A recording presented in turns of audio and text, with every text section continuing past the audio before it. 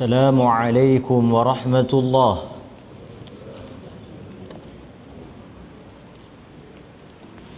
Alhamdulillahi rabbil alamin. Wa bihi nasta'in ala umuri dunya waddin. Wassalatu wassalamu ala asyrafil anbiya'i wal mursalin wa ala alihi wa sahbihi ajma'in.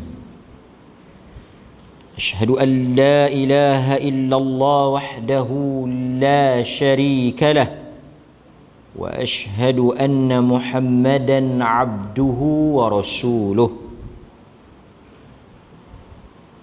Amma ba'd.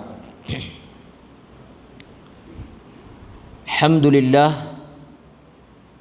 kita bersyukur kepada Allah Subhanahu wa taala. Sekali lagi tuan-tuan, saya dan tuan-tuan semua yang hadir pada malam ini berpeluang untuk kita meneruskan kelas dan kuliah kita pada malam ini. InsyaAllah kita akan baca satu hadis daripada Nabi sallallahu alaihi wasallam, dan kita akan mengambil pengajaran-pengajaran yang terkandung dan terdapat di dalam hadis yang kita baca pada malam ini. Kita masih lagi belum dapat apa yang kita nak ganti untuk buku kita tu, dah habis. Kita masih lagi mencari-cari. Mudah-mudahan Allah Subhanahu wa taala merezekikan untuk kita ilmu pada malam ini. Hadis ini diriwayatkan daripada Usamah bin Zaid. Usamah bin Zaid diriwayatkan atau direkodkan hadis ini di dalam Sahih Muslim.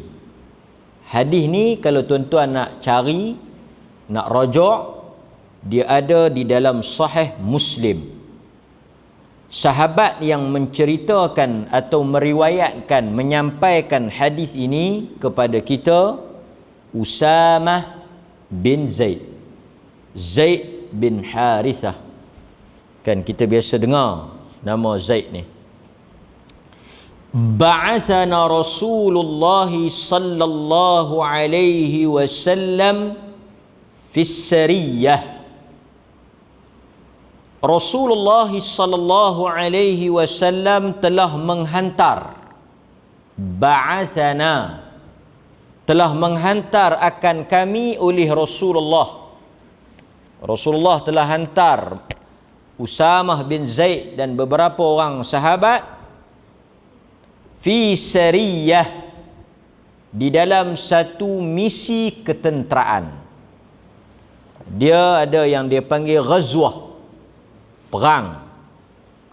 Sebelum perang ni, dia ada satu misi, operasi lah, dipanggil sariyah, misi ketenteraan. Tapi dia tidak sebesar pasukan tentera, dia lebih kurang pasukan kecil untuk mungkin risikan dan sebagainya. Jadi Usamah bin Zaid dihantar oleh Rasulullah dalam satu operasi ketenteraan, misi ketenteraan, pergi ke suatu tempat perkauman, satu kawasan yang disebut sebagai, kalau kita tengok dalam hadis ni, dia kata kawasan yang dihantar itu ila Huraqah, ilal Huraqah, satu kawasan Huraqah yang didiami oleh suku kaum Juhainah. Satu kawasan Huraqah yang didiami oleh suku kaum Juhainah. Pergi hantar untuk buat risikan ataupun misi ketenteraan. Fasabbahna al-huraqat min Juhainah, mereka pun sampailah ke kawasan tersebut, Huraqah, yang didiami oleh Juhainah tadi ni, kaum Juhainah tadi ni. Fa adraktu rajulan, dia telah bertemu dengan seorang lelaki daripada Juhainah. Satu orang lelaki daripada Juhainah, yang mana lelaki ini merupakan pasukan tentera musuh. Usamah ni di pihak Rasulullah, Juhainah ni daripada pihak yang bertembung dengan Nabi lah. Jadi Usamah kata pada waktu pagi tu, masa dia pergi buat misi risikan intipan tu, awal tu dia telah bertemu dengan satu orang laki-laki daripada Juhainah, yakni pasukan musuh. Faqala, lelaki itu bila melihat dia bersama lagi dengan seorang lelaki Ansar, dua orang lah, dia terus sebut la ilaha illallah. Dia mengucap, dia kata faqala la ilaha illallah. Dia tengok Usamah bin Zaid dengan seorang lelaki daripada Ansar, daripada pasukan tentera kaum muslimin, dia serta merta seraya mengucap la ilaha illallah. Terus dia mengucap. Fata'antuhu fawaqa'a fi nafsi min dhalik fadhakartuhu lin Nabi sallallahu alaihi wasallam faqala Rasulullah. Dia pun bunuh, dia tikam laki-laki yang mengucap tadi. Apabila perkara ini sampai kepada Rasulullah sallallahu alaihi wasallam, bila dia balik berita ni sampai, berita dia tikam lelaki tadi ni mati, lelaki yang mengucap tadi ni mati. Bila sampai benda ni kepada Nabi sallallahu alaihi wasallam, faqala Rasulullah sallallahu alaihi wasallam, Nabi telah sebut marah pada Usamah ni. Dan tuan-tuan kena ingat, Usamah ni dia sangat dekat dengan Nabi kerana dia ada hubungan dengan Zaid, yang mana tuan-tuan tahu Zaid ni merupakan anak angkat Nabi SAW. Dia maknanya dianggap sebagai sebahagian daripada keluarga Nabi SAW. Nabi kata dekat dia, aqala la ilaha illallah wa qataltahu, adakah engkau telah membunuh seorang lelaki yang menyebut la ilaha illallah? Qala qult, kata dia, aku jawab, ya Rasulullah, innama qalaha khawfan minas silah. Khawfan minas silah, lelaki tersebut menyebut perkataan la ilaha illallah itu kerana khawfan, disebabkan oleh takut, minas silah, daripada senjata. Artinya dia takut dibunuh. Sebab Nabi kata man qala la ilaha illallah, sesiapa sahaja yang mengucap la ilaha illallah, asama minni dima'ahum, sesiapa sahaja yang mengikrarkan dua kalimah syahadah, yang mengucap, selamat dan terpeliharalah nyawanya, hartanya dan maruahnya untuk diperlakukan apa-apa yang, maksudnya tak boleh bunuh, tak boleh rampas harta dia, tak boleh ceroboh maruah dia. Asama, ma'sum, terpelihara, tak boleh bunuh. Dia jadi orang Islam, tak boleh kita menumpahkan darah kaum muslimin, tak boleh kita menjatuhkan maruah orang Islam, memburukkan orang Islam, tak boleh. Tak boleh kita ambil harta orang Islam tanpa hak, curi, rompak, rampas, tipu dan sebagainya. Tapi lelaki ni, kata Usama, dia sebut itu tidak ikhlas. Dia sebut benda itu ada maksud dia. Tadi dia tak sebut. Nampak-nampak kami pegang pedang, pegang tombak, terus dia sebut khaufan minas silah. Dia sebut itu kerana dia takut dibunuh. Apabila mendengar jawapan daripada Usama, alasan kenapa dia tetap membunuh lelaki tersebut, Nabi sallallahu alaihi wasallam lantas menjawab, afala syaqaqta an qalbih hatta ta'lam aqalaha am la. Apakah engkau telah membelah dadanya? Syaqaqta, engkau membuka, belah dadanya, qalb, hatinya, hatta ta'lam, sehingga engkau mengetahui apakah sebab dan kenapa dia mengucap. Sebab khaufan tadi ni, takut ini bukan benda yang zahir. Apa yang zahir? Apa yang kita dengar dan apa yang kita nampak? Yang jelasnya apa? La ilaha illallah. Yang jelasnya, yang kita nampak, yang kita dengar, dia mengucap.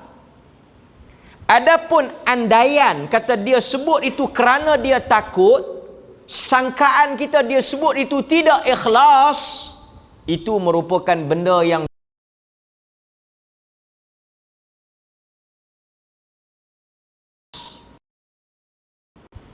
maka Nabi kata engkau belah dada dia.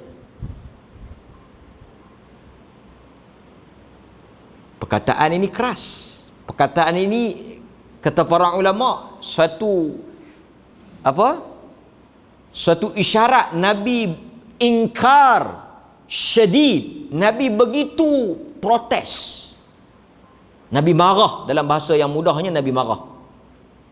Fama dzala yukarriruha alayya, dan Nabi sallallahu alaihi wasallam mengulangi perkataan itu. Apakah engkau belah dada dia? Apakah engkau tahu maksud dia? Apakah engkau tahu niat dia?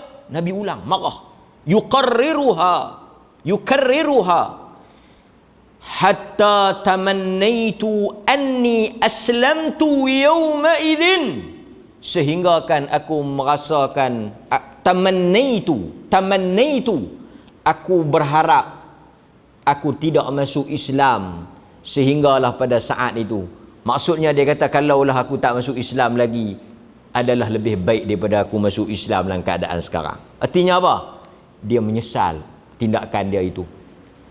Dia rasa bersalah. Lebih baik aku tidak, hatta tamannaitu anni aslamtu yawma idzin, pada hari itu aku tak Islam pun tak apa. Bukan maksud dia tak mau masuk Islam, tapi kalau dia tak masuk Islam, dia tak buat tindakan itu. Ataupun kalau dia tak masuk Islam, kemudian dia masuk Islam, dosa dia diampunkan. Tetapi dia melakukan perbuatan itu ketika dia Muslim, sehingga menimbulkan kemarahan Nabi. Faqala Sa'ad, kemudian Sa'ad, sahabat Nabi, sambung cerita hadis itu sehinggalah kepada akhir riwayat. Tapi kita nak ambil tentang perkataan Usama tadi. Okey tuan-tuan, dalam sebahagian riwayat dia ada cerita detail sikit. Dia kata apa? Dia kata fasabbahna alqaum fahadamnahum, kami telah bertembung dengan kaum Juhainah tadi ni, walahiqtu ana wa rajulun minal ansar. Dalam riwayat tadi dia tak sebut lah, riwayat ni dia kata aku bertemu dengan lelaki Juhainah tadi ni bersama dengan seorang lelaki Ansar. Dua orang, dia dengan satu orang Ansar, dia tim Nabi. Dia jumpa dengan satu orang lelaki daripada Juhainah. Falamma ghashinahu qala la ilaha illallah, lelaki itu pun sebut la ilaha illallah. Fakaffa anhu al-ansar, bila lelaki itu sebut la ilaha illallah, rajulun minal ansar, seorang lelaki daripada Ansar yang bersama dengan aku ni, fakaf, dia tak bunuh, dia stop. Pasal lelaki itu la ilaha illallah, dia tak bunuh. Usamah kata lelaki tadi ni, yang Ansar tadi ni, bila dia dengar kawan tu kata la ilaha illallah, dia stop, dia tak jadi bunuh. Pasal dia kata, Nabi kata siapa sebut la ilaha illallah tak bunuh. Fata'antuhu biramhi, tapi aku telah menombaknya. Ar-ramh, aku telah menikamnya dengan tombakku. Hatta qataltuhu, sehingga aku membunuhnya. Falamma qadimna balagha dhalika an-nabi, bila kami sampai ke Madinah, berita ini telah sampai ke telinga Nabi sallallahu alaihi wasallam. Lalu Nabi pun sebut apa yang kita baca tadi. Nampak? Dikatakan lelaki yang mereka jumpa tu daripada Huraqi tu, lelaki yang daripada musuh itu, ismuhu Mirdas, nama dia Mirdas. Jadi yang Usamah bunuh tu, qil, dikatakan nama dia Mirdas. Dialah yang menyebut la ilaha illallah. Masalah yang berlaku apa dia? Usamah tetap bunuh dia. Fa'ankara alaihi nabi, tindakan Usamah itu dibantah oleh Nabi sallallahu alaihi wasallam. Tapi kalau kita duduk di tempat Usamah, tuan-tuan, dalam situasi perang, dalam situasi kita pergi untuk berperang, bertembung dengan musuh, kita memang tak fikir apa dah lah. Dalam keadaan kritikal macam tu, dalam keadaan peperangan yang begitu membahaya, sama ada dia terbunuh atau kita. Perang ni bukan boleh duk pi macam mana? Dia pi tu kira pi bertembung. Duk tepi zat macam mana? Dia antara dua orang, sama ada kita mati atau dia mati. Perang. Berkecamuk. Bukan dalam suasana kita duk dengar apa semua ni dah. Perang. Maka tindakan dia itu, kalau kita fikir, ada munasabahnya lah. Tetapi dalam Islam, apa yang disebut oleh para ulama, hadis ini telah memberikan suatu panduan dan pengajaran yang sangat tegas dan jelas, bahawa sesiapa sahaja yang mengucapkan dua kalimah syahadah, maka hendaklah dihukum apa yang zahir daripada ucapannya, dan tidaklah kita menghukum apa yang tersembunyi di sebalik pengakuan dia. Maksudnya bila satu orang sebut mengucap, pakai yang tu lah. Adapun niat dia, maksud dia, ada udang di sebalik batu, ada agenda di sebalik itu, ada tujuan lain maksud dia mengucap dia masuk Islam tu, dia nak ambil duit zakat ke, dia nak menikah dengan orang Melayu ke apa ke, itu tidak dihukum atau tidak menjadi perhitungan orang Islam. Dia ni masuk Islam ni, kita memang tahulah bukan ikhlas. Oh, yang ni dia panggil sakan lah. Dia boleh tahu.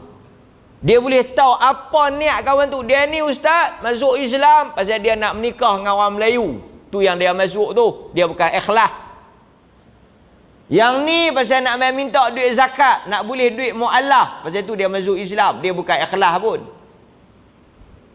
Bertentangan apa yang kita sebut, apa yang kita hukum tadi ni, bertentangan dengan hadis Nabi sallallahu alaihi wasallam. Pendek katanya tuan-tuan, apa dia? Kita tidak menilai dan kita tidak bertanggungjawab dalam memeriksa niat orang.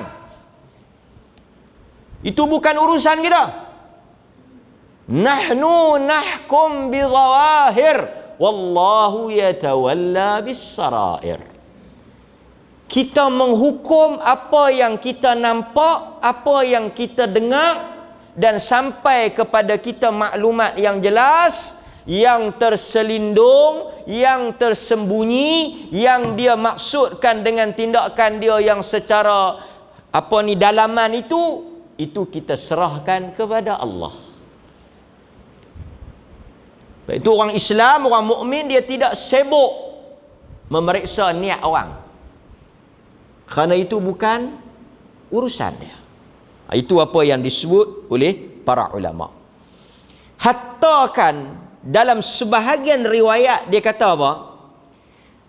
Usamah telah minta kepada Nabi, "Ya Rasulullah, istaghfirli."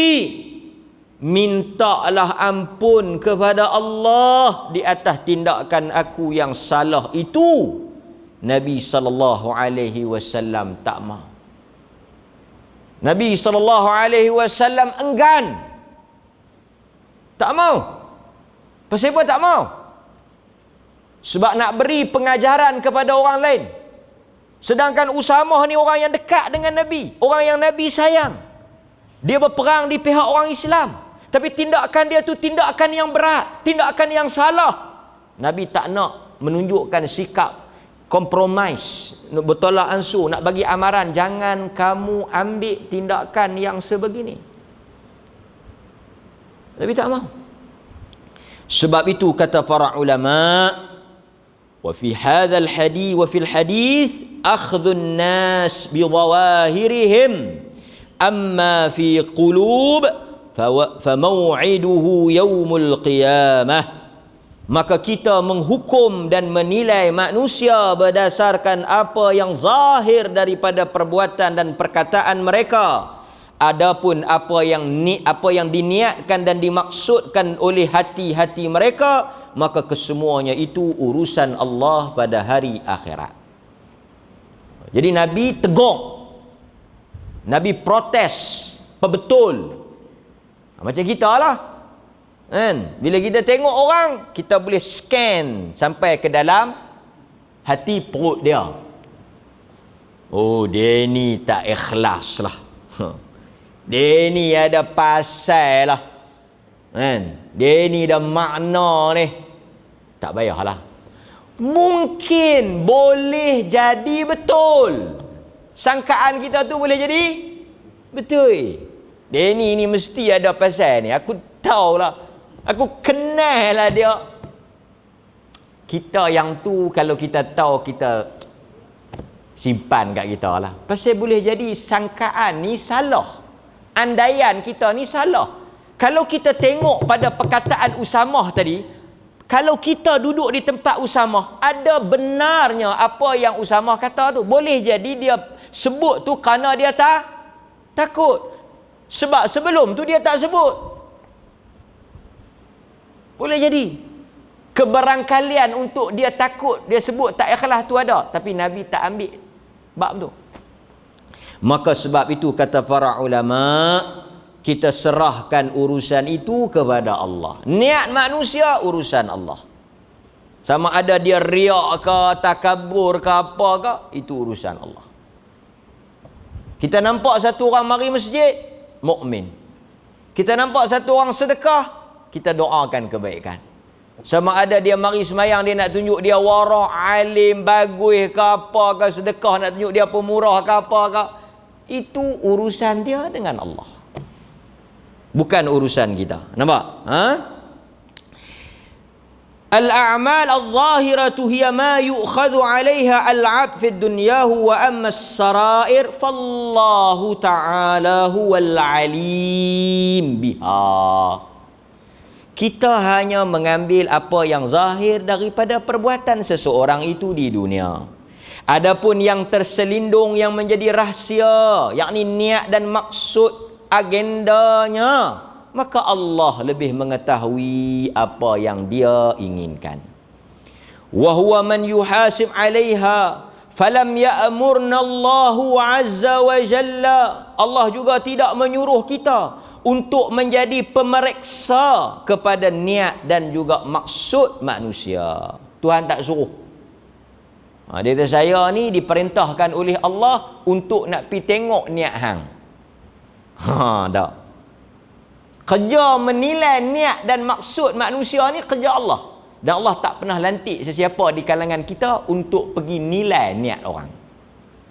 Orang tanya kita, dia tu macam mana? Bagus. Betul ke bagus? Aku nampak bagus. Aku dengar bagus. Setakat pengetahuan aku, dia bagus. Pasal apa? Duk nampak pergi masjid. Duk nampak kelas-kelas ilmu. Mungkin dia berlakon saja. Mungkin dia nak tunjuk ke orang. Yang tu hang tanya Allah Ta'ala. Yang tu esok hang jumpa Allah Ta'ala, hang tanya dia. Kalau setakat hang tanya aku habaq takat tu. Jangan tuan-tuan jadi Allah Ta'ala pula. Macam mana dia tu bagus? Dia tu memang pi masjid. Memang pi masjid. Tapi muhung dia tu berlakon. Sakan. Tak dan Tuhan kata lagi dia Tuhan dah. Maka sebab itu jangan kata apa yang orang tak kata. Jangan kita buat andaian. Quran kata apa? Wajtanibu ba'dadh-dhann. Jauhilah kebanyakan daripada sangkaan.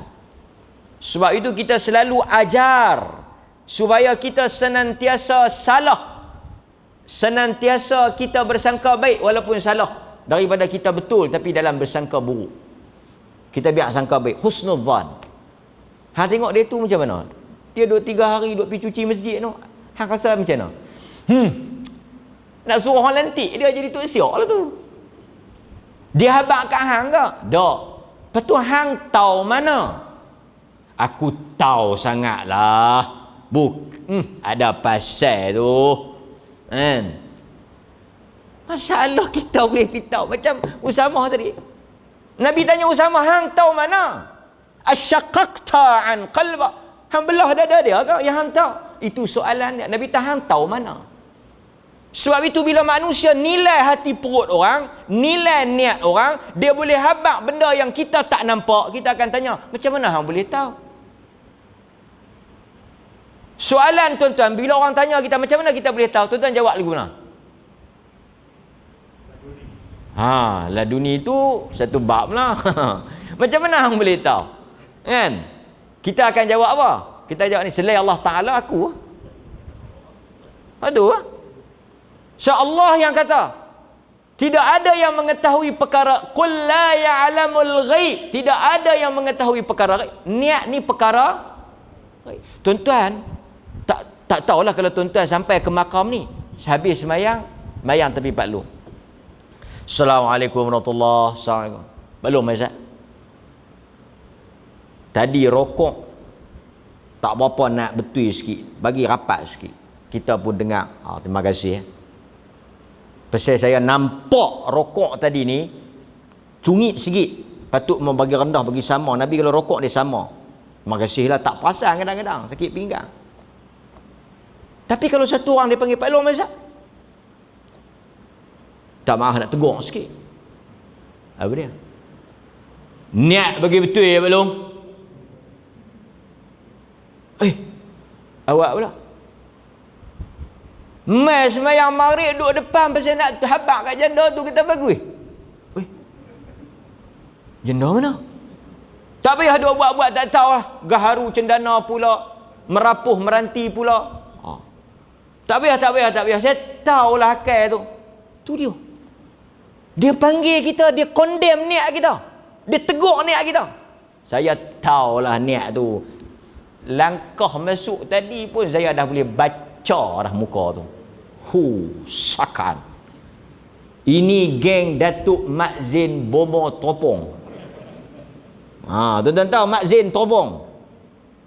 Dia teropong. Dia ada teropong, dia buluh dah tu. Dia boleh nampak berapa ramai orang yang ada teropong, boleh melihat dada-dada manusia, boleh menghukum hati-hati manusia, boleh memeriksa niat-niat manusia, sehingga dia boleh buat hukuman di atas benda yang orang tak tahu. Dia boleh tahu. Ini dia punya inti hadis ni. Maka sebab itu hadirin mukmin, mungkin betul, tapi kita tak payahlah jatuh hukum. Nampak? Itu apa yang disebut oleh para ulama. Nampak? Okey. bagi menyokong hadis kita ini, saya nak bawa satu lagi hadis yang mana disebut daripada Umar Al-Khattab radhiyallahu an. Ini kita nak baca daripada riwayat Umar Al-Khattab radhiyallahu an. Ini menarik apa yang disebut oleh Sayyidina Umar Al-Khattab radhiyallahu an. Okey, apa kata Umar? Ni Umar kata, Sayyidina Umar Al-Khattab. Perkataan Umar ni, asar Umar ini menyokong hadis kita. Apa kata Umar? Okey. Daripada Utbah bin Mas'ud. Daripada Utbah bin Mas'ud. Dia kata, aku telah mendengar Umar Al-Khattab berkata. Utbah daripada Abdullah bin Utbah bin Mas'ud. Daripada Abdullah bin Utbah bin Mas'ud. Dia kata, aku telah mendengar Umar Al-Khattab berkata. Siapa yang kata? Abdullah bin Utbah bin Mas'ud. Dia dengar siapa kata? Dia dengar Umar bin Al-Khattab kata. Apa Umar Al-Khattab kata? Kata Umar, yaqul, sesungguhnya manusia, innan nasan, sesungguhnya manusia dahulunya mereka mengambil maklumat berdasarkan apa yang disampaikan oleh Nabi, wahyu daripada Allah. Tuan-tuan, dahulu manusia boleh tahu benda-benda ghaib, informasi, maklumat yang tak boleh diketahui melalui mulut Nabi. Sebab apa Nabi tahu? Wahyu turun. Asal lagi saya bagi contoh.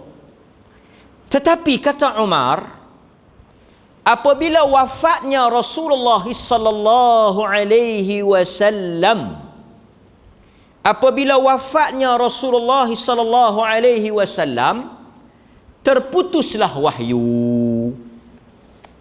Jadi kami tidak boleh lagi mengetahui perkara yang tersembunyi dan terselindung. Dulu Nabi boleh habaq, ni macam ni, dia ni macam ni, dia ni bohong, dia ni munafik, dia ni berlakon. Nabi boleh tahu. Macam mana Nabi boleh tahu? Wahyu turun. Sekejap lagi saya bagi contoh. Tapi kata Umar Al-Khattab, bila Nabi wafat, wahyu tak turun. Dan tak ada siapa di kalangan kami yang dapat wahyu. Jadi kata Umar, oleh kerana wahyu telah terputus, Nabi telah wafat, maklumat-maklumat yang ghaib tidak lagi diketahui. Maka kata Umar, sekarang kami menghukum apa yang zahir daripada perbuatan kamu. Sesiapa yang pada pandangan dan juga zahirnya dia melakukan kebaikan, maka kami mengatakan dia baik dan kami akan menyokong dan membelanya. Umar kata, sekarang ni kami akan hukum apa yang kami nampak. Siapa pergi masjid, siapa sedekah, siapa yang bersama dengan orang Islam melakukan kebaikan, kalau tanya kami dia baik, dia muslimin, kami akan bela dia, dia saudara kami. Kami hukum apa yang kami nampak. Dia ni tak pernah mai kuliah, pasal malam ni mai. Malam ni berani. Yang dia tu pun silap air bulan pimai malam nasi biryani.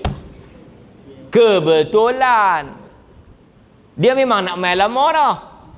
Dia memang niat nak mai lama dah. Malam dia nak mai tu malam nasi biryani, dia pimai. Menguatkan lagi tuduhan orang kata dia mai tu bersebab. Sebab tu nak mentekelan.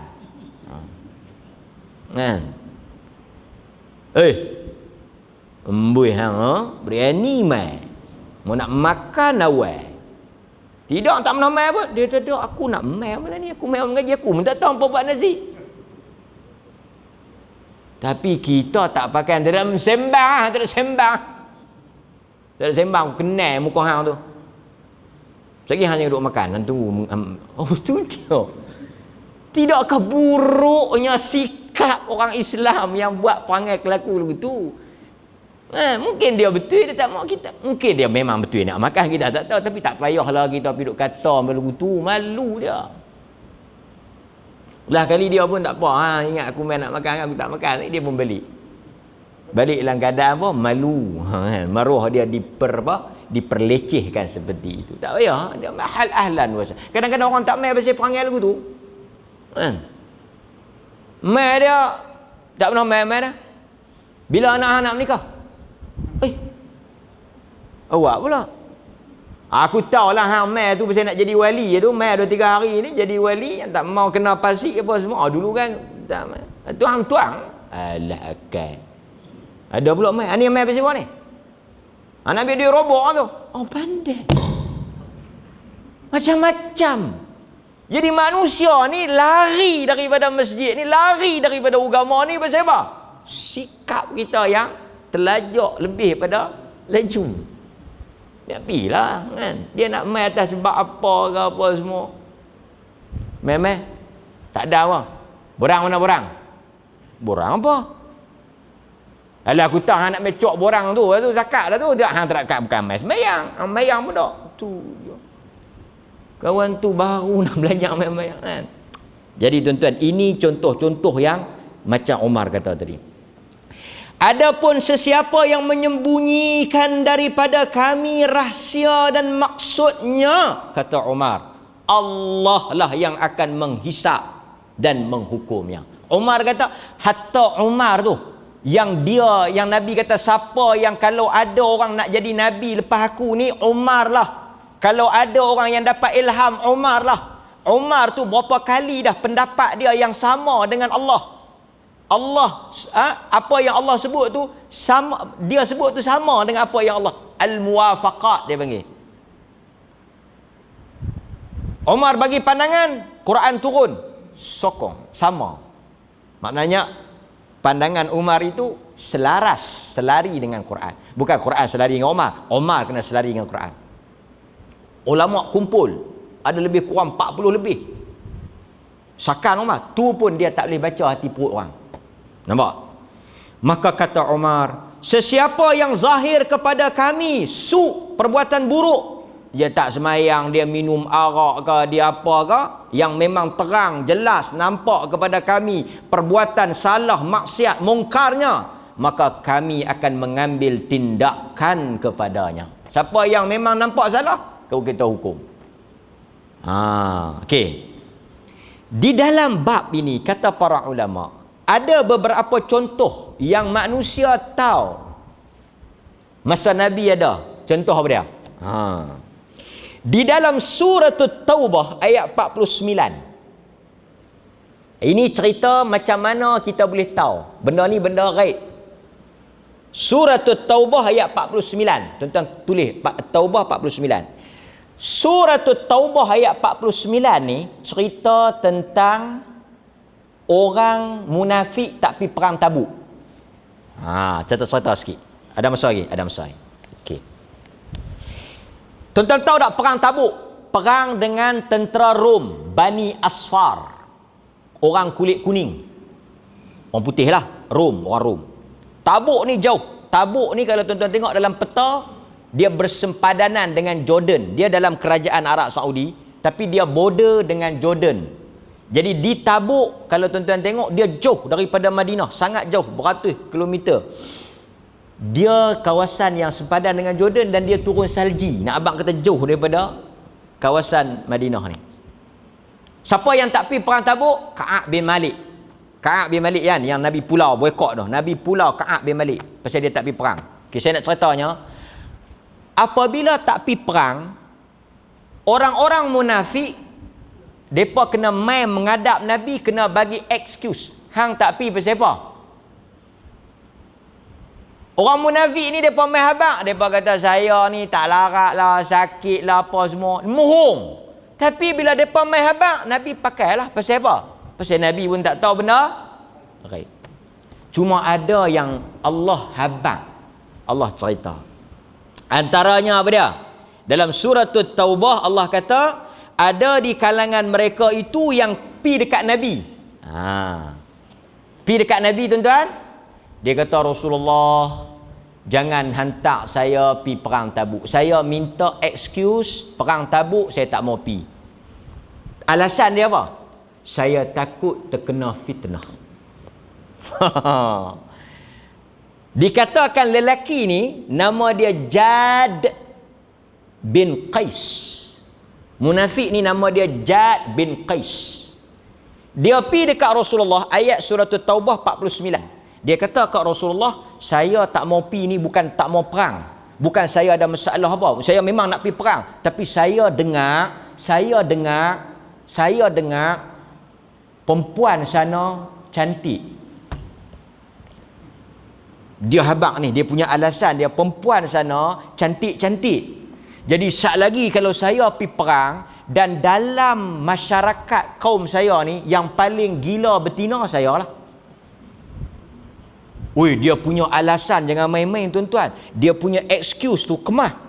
Dia kata saya ni kaki perempuan, memang gila perempuan, memang tak boleh tengok perempuan. Depa cerita pula geng-geng Bani Asfar tu, geng-geng apa yang kita nak pergi perang ni, perempuan depa cantik-cantik. Sat lagi kalau saya pergi perang tak jadi perang, saya pergi buat tak elok. Jadi saya kata jangan hantar saya. Muhung. Asalnya dia tak mau pergi perang. Tetapi yang kata Nabi ni, okey. Alasan tak mau pergi, tak payah pergi. Sebab itu Ka'ab bin Malik, kita ingat tak Ka'ab bin Malik? Ka'ab bin Malik kata apa? Ka'ab bin Malik kata, aku orang yang paling pandai bercakap. Di kalangan orang-orang Madinah yang ada tu, Ka'ab bin Malik kata, aku orang yang paling pandai boleh bercakap. Petah. Takat nak pi goreng Nabi, nak pi pusi, nak pi kilah Nabi tu, aku lepas ha. Tapi aku bimbang. Sat lagi aku cakap, Nabi lepas. Nabi tu lepas. Nabi terima. Pasal aku pandai cakap, pandai pusing. Sat lagi aku keluar daripada masjid, Allah Ta'ala turun wahyu habaq kat Nabi, kantoi aku, lingkup. Baik-baik aku cakap tu terang. Pasal apa hang tak pi? Pasal aku duk tengok buah duk masak, duk tunggu buah nak masak, nak petik, tak pi. Tak apalah Ka'ab, tunggulah apa Tuhan nak kata. Dia pi, dia terus terang. Bukan pasal apa? Pasal dia kata, sat lagi kalau aku bohong, aku helah, Allah bagi tahu Nabi, lagi teruk. Baik-baik aku terus terang. Tak apa, nak hukum-hukum lah. Ka'ab kata, artinya Nabi tak tahu. Tapi dalam kes ni, dalam surah Taubah, Nabi tahu tak? Nabi tahu pasal turun wahyu. Demikian juga kata para ulama dalam surah Al-Ahzab ayat 13. Dalam surah Al-Ahzab ayat 13, mereka bagi alasan mereka tak boleh pergi korek parit perang Ahzab. Pasal apa? Tuan-tuan tengok dalam surah Al-Ahzab ayat 13, mereka pergi habaq dekat Nabi, kami tak boleh tolong Nabi ni, minta maaf lah, bukan tak mau tolong. Macam tu lah, biasalah. Orang main habaq kat kita, tentang kita buat apa-apa je, gotong royong ke, kenduri ke apa, orang main habaq kita, aku minta maaf lah. Tak boleh main tolong. Pasal apa? Anak sakit perut. Dia bohong kita lah, tak apalah. Kita ni ambil. Okeylah, tak apa, ada alasan. Minggu depan pula kita buat gotong royong. Dia tak minta maaf lah.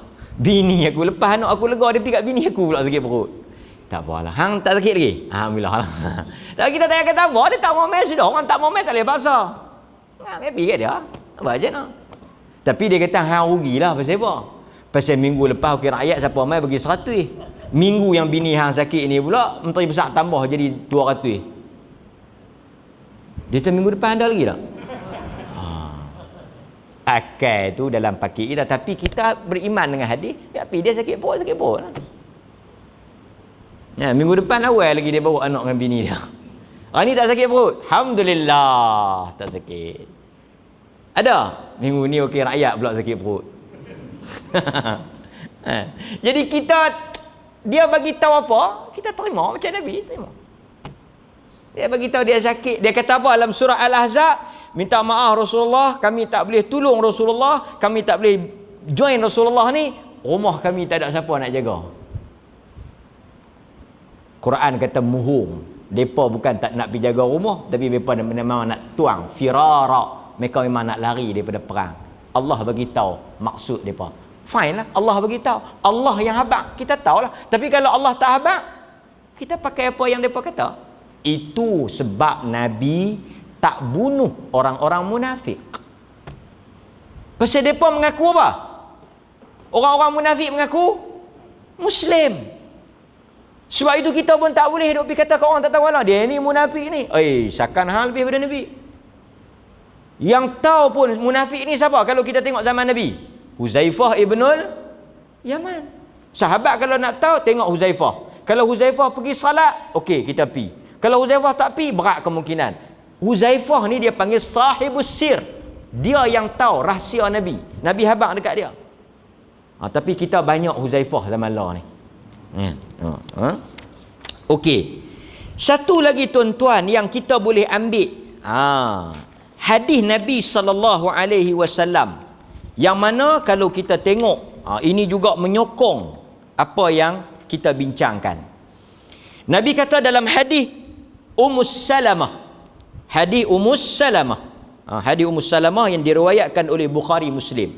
Ini juga menunjukkan Nabi tak tahu dan Nabi hukum. Termasuklah hakim-hakim yang bertugas sekarang ni, mereka pun termasuk dalam hadis ni. Iaitu apa dia? Mereka jatuh hukum berdasarkan apa yang mereka dengar. Tengok Nabi kata apa? Nabi kata daripada Ummus Salamah anna Rasulullah sallallahu alaihi wasallam qala, bahwasanya Nabi sallallahu alaihi wasallam bersabda, innakum takhtasimuna ilayya, kamu telah mengangkat suatu perdebatan, pertelingkahan, perbalahan kepada aku. Nabi kata hampa mai rojok kes kat aku. Dulu Nabi qadi, hakim.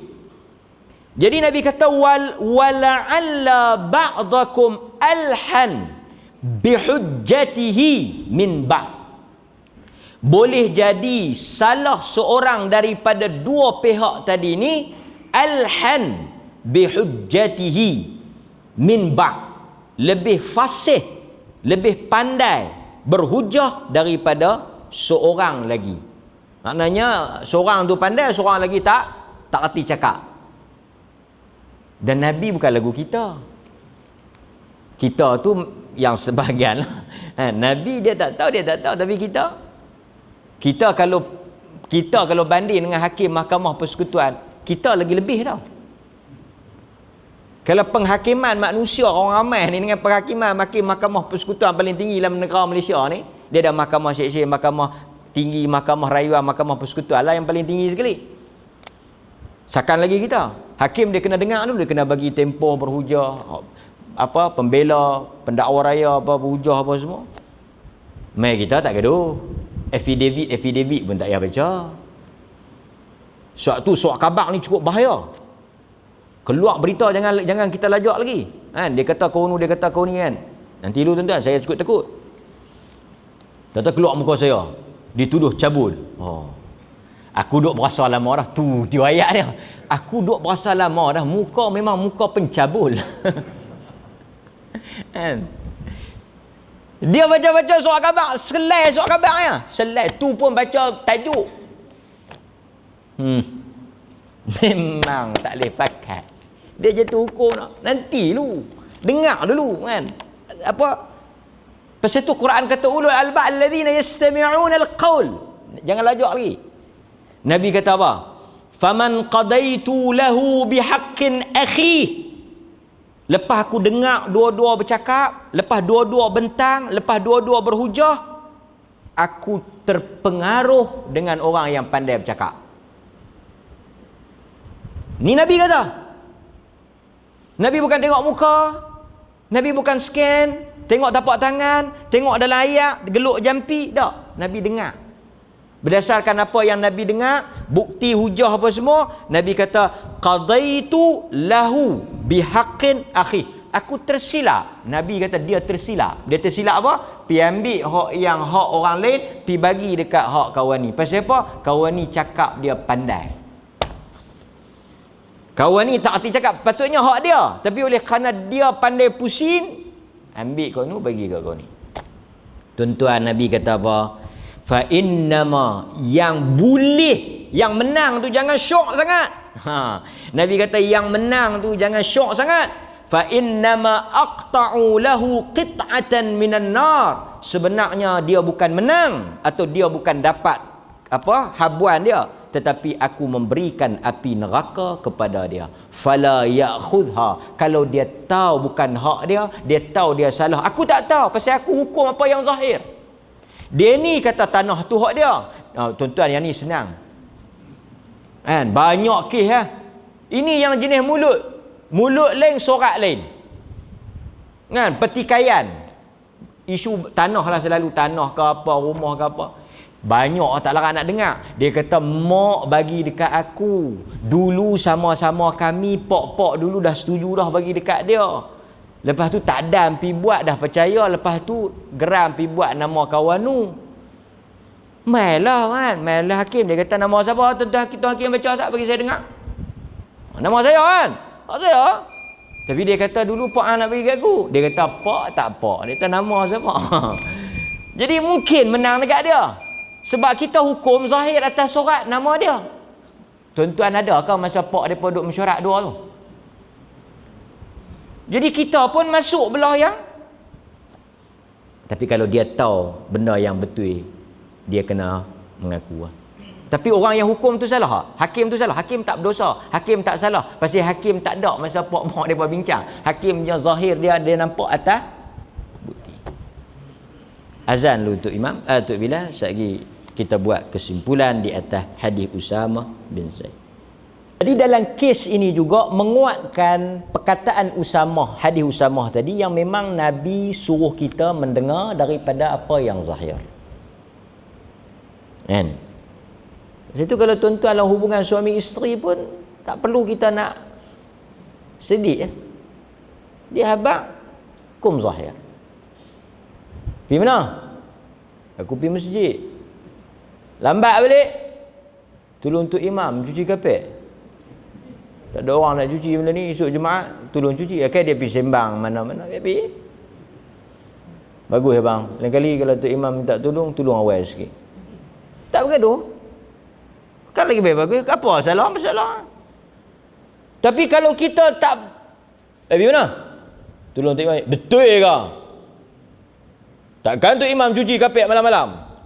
Apa? Dia kata lagu tu sudah. Tak ada perpanjang. Bila perpanjang apa semua betul ke? Mana nombor telefon nak terima? Nak telefon dia? Kan? Tu imam tu pula dah kita pakat. Sekali kalau telefon, faham tak imam? Telefon untuk imam. Tadi cuci kapek Bukan takat kapek dengan kipas-kipas kami cuci. Balik dah. Kali kira tu imam. Mana nombor tu bila? Tengok. Sebab dia bukan nak dengar, dia bukan nak dengar apa kita kata, dia nak dengar apa yang dia nak. Ini masalah orang kita kadang-kadang bila kita habaq, bukan kata suami isteri tak payah panjang, dia nak buhung kita buhung, bukan benda masuk neraka pun. Tak payah. Akan adakah lebih harmoni dia habaq apa? Baguslah bang. Alhamdulillah. Elok. Kan? Ini kadang-kadang benda yang kecil tapi dia jadi besar. Kan? Tapi dia kata kalau kita betul sangat macam ni pun masalah juga dia tu. Macam mana? Bukanlah semua benda kita terima. Contoh, kita upah satu tukang buat rumah kita. Duk ikat pegang apa dia kata, bersibah hang tak mai demam. Bersibah hang tak mai demam. Kita boleh satu ikrar dia apa yang dia kata, yang kedua kita juga boleh ambil tindakan di atas bukti lain. Kalau ada bukti lah. Maksudnya tidaklah kita orang kata apa kita pegang waktu. Betul yang tu satu kaedah, tapi kaedah lain di atas bukti lain. Mungkin dah gambar ke dia pi mana-mana ke apa ke yang bukti yang kita kata dia tipu kita ambil tindakan. Tapi kalau kita tak ada bukti zahirnya macam tu, terserah kepada Allah. Kalau hang bohong ke Allah akan ambil tindakan pada hang. Cukup. Itu lebih selamat. Hatta Nabi tak payahlah kita sampai nak pergi jumpa bomoh-bomoh. Tu imam, tu umur. Awak cuba tengok Ustaz. Laki saya ni duk habaq cuci kapek masjid setiap malam, dia tengok betul ke dia cuci. Yang Tok Bomoh pun kata main nak tengok Ustaz. Tok Bomoh ni memang kaki cucuk. Mana ada tok bomoh yang kaki baik? Tak ada. Semua kaki jahat. Betul dia cuci kapek tapi bukan kapek masjid. Akal dia sikit ni. Kapek siapakah tu tok bomoh? Kadang-kadang manusia benda-benda yang tak perlu dia masuk campur, tak perlu dia nak tahu, dia pergi ambil tahu. Yang akhirnya benda tu akan menyusahkan dia. Dan yang tukang-tukang sampai benda yang tak perlu nak sampai, pergi duk nyampai. Kan? Lepas tu dia buat cerita di atas cerita.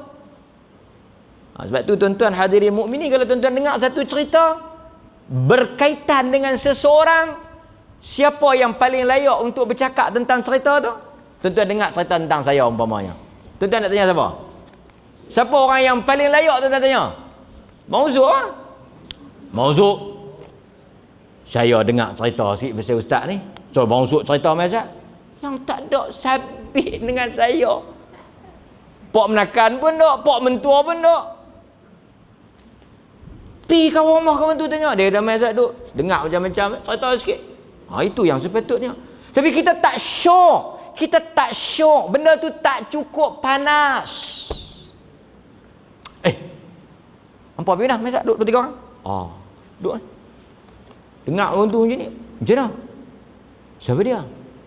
A pun tak, B pun tak. D tu. D yang tahu mana hala tahu P. Yang bincang ni A dengan B dengan C. Tentang D. Panggil D mai. Hang duk tuan tu. 1, 2, 3 orang kata kat hang. Jawab. Itu baru betul. A tanya. Dia kata dengar D macam ni. C jawab. Betul lah tu. Betul macam? Betul lah orang kata tu. D memang lagu tu. Nampak tuan-tuan? Akhirnya kita termasuk di dalam apa yang berlaku kepada Usamah tadi, membuat andaian dan sangkaan. Usamah tadi ada kuat jugalah dia punya bukti dah. Ada kuat jugalah dia punya sangkaan tu. Kita yang jauh daripada sangkaan tu, duk pergi buat assumption, orang putih kata. Assumption, satu tuduhan pula. Nabi kata walladzina yu'dzuna minal mu'minina wal mu'minat bighairi maktasabu. Quran kata mana-mana di kalangan orang beriman yang dia menyakiti orang beriman yang lain, sama ada melalui perkataan dia ke, perbuatan dia ke, dia sakiti orang beriman bighairi maktasabu, di atas benda apa yang kawan tu tak buat, kawan tu tak kata, dia pergi buat, dia pergi reka, dia pergi kata. Kawan tu tersakit dengan tindakan dia, benda yang kawan tu. Quran kata apa? Faqad ihtamalu buhtanan wa ithman mubina. Dia telah menanggung satu pembohongan yang dipanggil buhtan tu. Buhtan tu satu pembohongan dan dosa yang besar. Hati-hati tuan-tuan. Sebab itu berdasarkan kepada hadis yang kita baca tadi, hadis Usamah, kemudian kita baca perkataan Umar, kemudian kita baca hadis Ummu Salamah. 3 hadis yang malam ni. Hadis pertama yang jadi tunjang kita punya bincang malam ni, hadis Usamah yang silap bunuh orang, Nabi marah.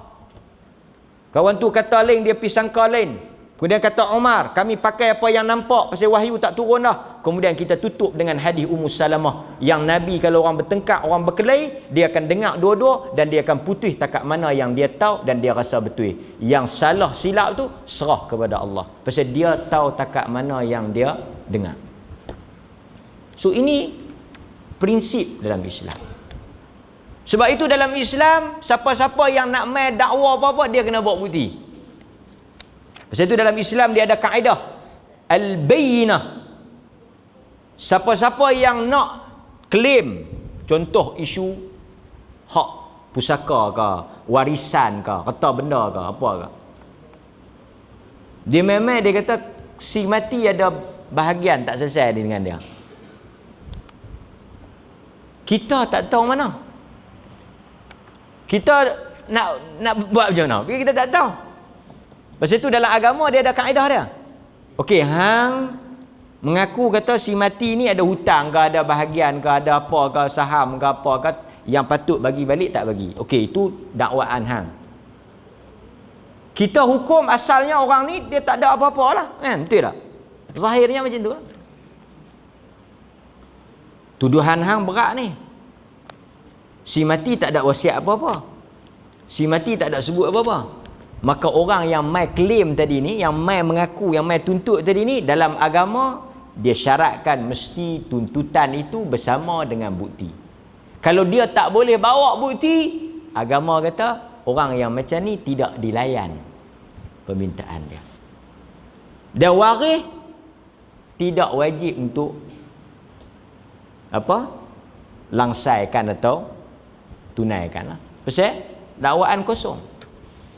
Pasal itu dalam agama dia kata kalau semua orang atas dakwaan dakwaan ni habis.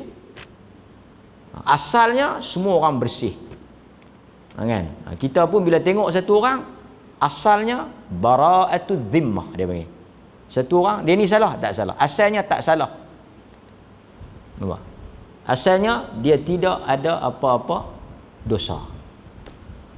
Kan? Kita nak buat tuduhan pada dia, kita nak kata sesuatu, kita buktikan. Tak boleh lah tuan-tuan. Dia yang masuk dalam masjid ambil duit. Dia kata pasal apa tuduh saya?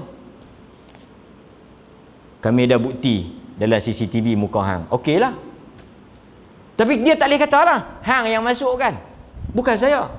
Hang habak buat main bukti kata hang tak masuk. Macam mana dia nak buktikan dia tak masuk? Orang yang tuduh kena bagi bukti. Awak kata saya yang curi. Mana bukti? Faham tak? Tak faham. Contoh dia. Contoh yang kedua. Boleh faham. Tuan-tuan tuduh laki tuan-tuan menikah dua. Siapa yang kena datangkan bukti? Yang tu contoh yang boleh faham. Kata abang, nikah dua. Aku tak menikah. Hang seorang lah. Buktikan abang tak menikah. Ui, tu dia. Hang tuduh aku, hang lah buktikan. Hang ada bukti aku menikah? Tak ada. Tapi orang pakat duk kata abang menikah dua. Orang hang duk kira apa? Jadi tak boleh kes dibuang. Dismiss orang putih kata. Case dismiss. Saya nak habaq apa tuan-tuan? Kita kalau nak tenang, nak selamat, tenang, nak selamat, kita jangan langkau luar daripada had kita. Kita tak tahu, kita tak dengar, kita tak ada maklumat, kita tak ada urusan, tidak ada kaitan, kita tak terlibat, kita jangan buat apa-apa komen. Aku dengar cerita dia macam ni. Aku tak tahu. Takkan hang tak tahu? Aku tak tahu. Selesai. Itu lebih selamat. Nampak? Okey? Dia kata dia masuk Islam, betul dia masuk Islam. Aku tak tahu. Dia masuk Islam. Cukup. Yang tu masalah hadis dia, kita baca hadis lah, tapi mata orang tu lain lah. Hadis lagu tu orang tak tentu. Banyak agak hadis kita baca, mata orang tak. Okey tuan-tuan. Demikianlah huraian hadis kita pada malam ini. InsyaAllah tuan-tuan, mudah-mudahan kita semua setakat mana macam Rasul kata tadi, setakat mana boleh kita ikutlah hadis ni sekadar yang kita mampu supaya kita selamat daripada azab Allah di akhirat nanti. Okey tuan-tuan? Okey. Dia tak panggil kita makan kenduri. Kita tanya dia, siapa hang tak panggil? Hang buat kenduri yang tak panggil aku? Aku ni bukan tak mau panggil. Aku terlupa. Aku lupa sungguh kan. Dia kita dengar, dia kata masih. Aku dengar macam-macam. Dia kata hang tak mau panggil aku lah, hang berkelahi dengan aku lah. Ni aku nak dengar pada mulut hang. Aku terlupa. Ni aku sampai nak buat kenduri untuk hang saja ni. Ni aku duk bincang dengan bini aku nak buat kenduri nak panggil hang saja ya. Pasal aku nak balas balik aku lupa itu. Masuklah kereta dia dengan bini dia tahu. Bukan abang tak mau panggil. Jawab pi lah begitu. Tak apa kita dengar dia lupa, kita pegang apa? Kita nak pegang orang kata kau dia kata. Dia kata. Tapi lagu bang Zul kata ada orang nak kira lagu tu. Muhum sembang. Dia memang tak mau panggil aku. Dia mau bila kita pi dekat dia pasal apa hang tak panggil aku makan kenduri. Aku memang tak mau, aku cemui dengan hang. Aku memang tak mau. Dia mau dengar lagu tu. Dia mau ayat tu. Dia pasal dia mai pun dengan ayat. Dengan ayat tu. Cukup tuan-tuan, cukup. Astaghfirullahalazim li wa lakum. Assalamualaikum warahmatullahi wabarakatuh.